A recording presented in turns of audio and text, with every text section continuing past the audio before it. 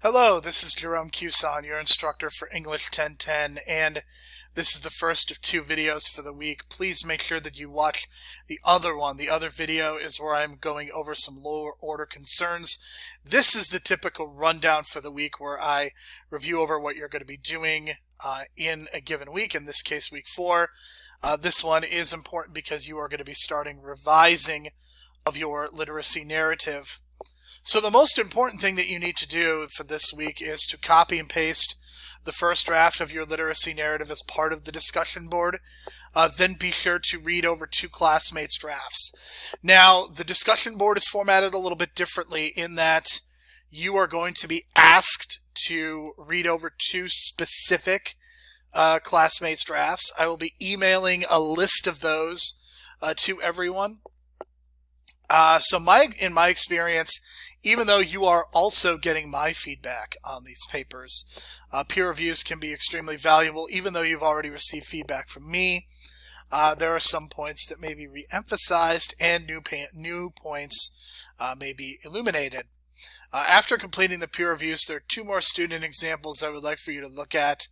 They are examples of A papers. Compare them to the literacy narrative rubric on your own. Malcolm X's published example will be what you write your next journal entry about. And then at the end of the week, after taking in all of the feedback and looking at the 3 additional examples, your one-pager will illustrate how you plan on making the necessary changes to your literacy narrative. So you will in essence be creating a revision plan for the end of the week after you have seen my feedback and the feedback of your. For the 4th discussion board of the semester, you are going to reflect and respond to 2 of your fellow classmates' literacy narratives. Simply posting your narrative is not going to give you credit for this assignment. Okay, you must complete the 2 responses, make them at least 200 to 250 words. Quality in this case is crucial as you want to identify what the author has done well as what they need to work on. As I've already done, I provided the rubric as an attachment for you to further help yourselves. And here are the questions that I want you to look at this. Does the author have an introduction that summarizes their overall literacy experience? Has the author explained one or more literacy sponsors and provided enough detail to really make you understand why they were written about? Has the author discussed enough of his or her experiences? Has the author discussed too many experiences? Has the author addressed the concept of growth mindset? What has the author done well throughout the essay, and what do they need to improve upon? You may also choose to point out any instances of second person or awkward sentences. Okay? Please post the first draft by Tuesday, February the 9th at 10 p.m. This means you should copy and paste the first draft into the discussion board as soon as you are sending it to me. Okay? I will send an email late Tuesday, basically after everything is turned in. At 10 p.m. sharp, I will go in and I will look at everyone's to see who is posted in the discussion board, and I will make the appropriate I will decide who is reviewing over what paper. I will be assigning which 2 students you should review. This will ensure, because I want everybody's draft to be read at least twice, and I do not simply just want one person to get 5 responses and another person to get 0. The 2 response posts will be due by Thursday, February the 11th at 10 p.m. This will allow you more time to use this feedback to help create the revision plan. Okay, so in addition to the discussion board, you'll be reading a couple of student examples. Student example number 2, for instance, has some very good details and examples throughout. I would say that it needs a better title. You want to give your title, or you want to give your essays the best possible title. And I also noticed some minor grammatical and sentence structure errors. I think that is pretty typical, but I did want to acknowledge that those exist because no paper, even if it is an A paper, is perfect. Student example number 3 has a much better title. I would say it is an outstanding title, one of the best. Also in student example number 3, the author provides a great description of their sister. A couple of minor errors include things to do with word choice and italicizing.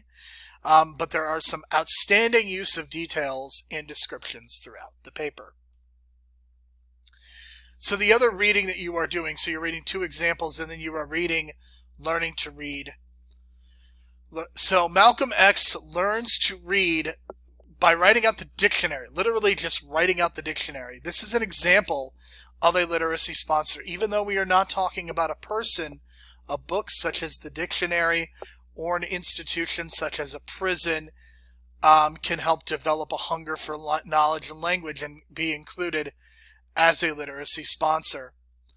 Something that Malcolm X also did was took advantage of the institution of prison as a literacy sponsor. He talks a great deal about Elijah Muhammad, also an example of a literacy sponsor. And ultimately what he is able to do is move past the idea of comprehension and intercritical thinking about the way history is taught and understood. Regardless of whether you agree or disagree with his views, understand how curious he is as a reader and what it means to think about his own history and those of his brethren. Malcolm X is a very important civil rights figure, but a lot of what he has had to say over the years still matters today in the year 2021. Maybe that's a good thing, maybe that is an indictment of our society, but it's important to study what he has to say and to study what all civil rights leaders in an accurate way.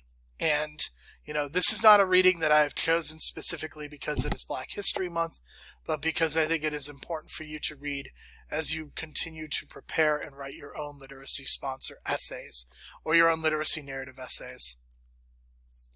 So the journal entry for this week, again, you will first need to read Malcolm X's Learning to Read. This journal entry will allow you to consider Malcolm X's journey as a learner.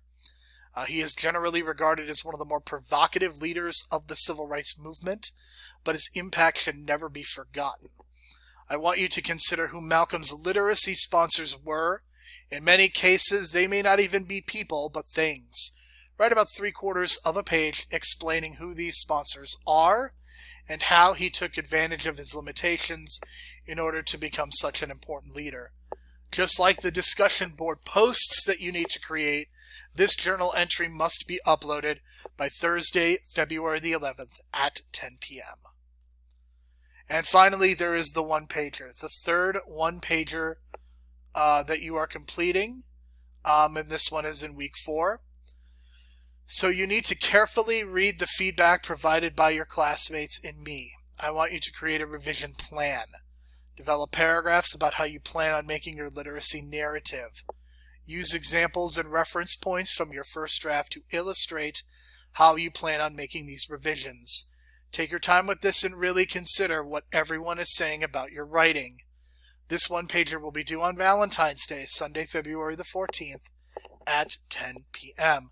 And that is all that I have to say really for this week as far as the rundown goes.